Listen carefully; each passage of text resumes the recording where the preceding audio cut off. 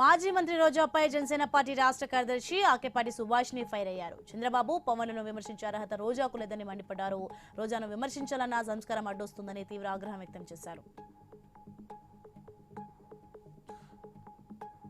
Job calendar పై హర్షం వ్యక్తం చేశారు MLA Bode Prasad. Job calendar నిరుద్యోగ యువతకు వరమని అన్నారు.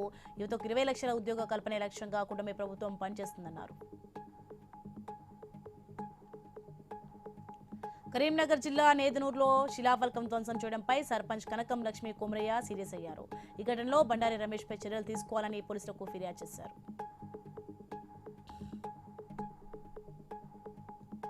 అల్లూరి సీతారామరాజు జిల్లాలో గంజాయి అక్రమ రవాణాకు చెక్ పెట్టామని డీఎస్పీ అభిషేక్ తెలిపారు. మాదక ద్రవ్యాల నియంత్రణపై ప్రత్యేక దృష్టి పెట్టామన్నారు. గంజాయి సాగు అక్రమ రవాణాను అడ్డుకోవాలని పొరుగు రాష్ట్రాలను కోరారు.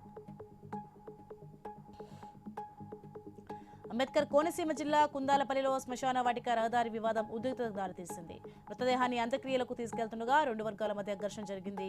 మృతుడి బంధువుల ఫిర్యాదుతో 10 మందిపై పోలీసులు కేసు నమోదు చేశారు. అంబర్పేటలో ఈ నెల 27న శ్రీ సీతారాముల శోభాయాత్రను ఘనంగా నిర్వహించనున్నట్లు కన్వీనర్ గౌతమ్ రావు తెలిపారు. అంబర్పేట్ ఎంసీహెచ్ గ్రౌండ్ నుంచి కాచిగూడ వీర్ సావర్కర్ చౌక్ వరకు ఈ శోభాయాత్ర కొనసాగుతుందని వెల్లడించారు. శోభాయాత్రలో ప్రజలు పెద్ద ఎత్తున పాల్గొని విజయవంతం చేయాలని పిలుపునిచ్చారు. నిర్మల్ జిల్లా బైంసాలో గడ్డెన్న ప్రాజెక్టు సమీపంలోని ఈద్గాను ఎస్పీ జానకి షర్మిల పరిశీలించారు.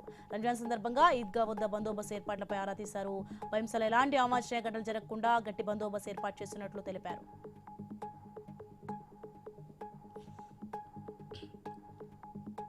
పిల్లలను ప్రభుత్వ బడిలో చేర్పించాలని ఎమ్మెల్యే బొనెల విజయచంద్ర సూచించారు. పార్వతీపురంలో యూటీఎఫ్ ఉపాధ్యాయులు చెప్పిన ప్రచారంలో ఆయన పాల్గొన్నారు.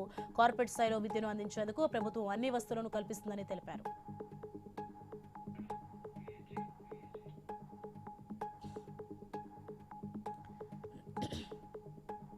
ఏప్రిల్లో నిర్వహించే మహానీయుల జయంతి ఉత్సవాల కమిటీ చైర్పర్సన్ గా మహిళలకు అవకాశం ఇవ్వాలని మాల ప్రజా ఫ్రంట్ జై భీమ్ మహిళా వెల్ఫేర్ అసోసియేషన్ నేతలు విజ్ఞప్తి చేశారు.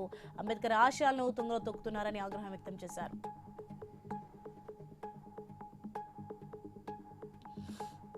పల్నాడు జిల్లాలో విషాదం చోటు చేసుకుంది. తక్కెళ్లపాడులో ప్రమాదవశాత్తు నీటిలో పడి బాలుడు మృతి చెందాడు.